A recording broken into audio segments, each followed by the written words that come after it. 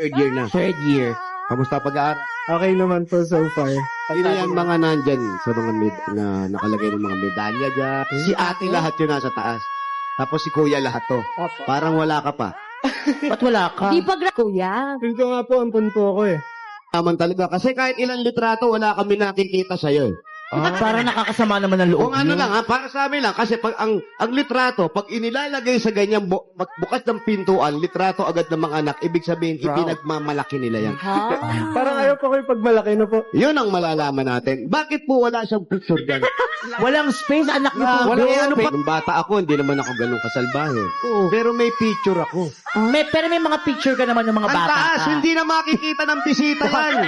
Amo, tinatakpan pa. Nakaka-offend talaga yung gano'n. Tatakpan ka sa pamilya. Nilagyan ka nga ng litrato, tinatakpan ka pa. Eh, nung high school ka, may nakuha ka medal. Meron naman. Nasa nakasabit ba dyan? Hindi pa siyempre. Wala din. Hindi pa nga siya paborito. Mami, wag naman gano'n. Tatlo lang pero walang litrato. Walang space. Opo. Sakit. Alam ko, pag bunso, paborito lang. Oo, dapat.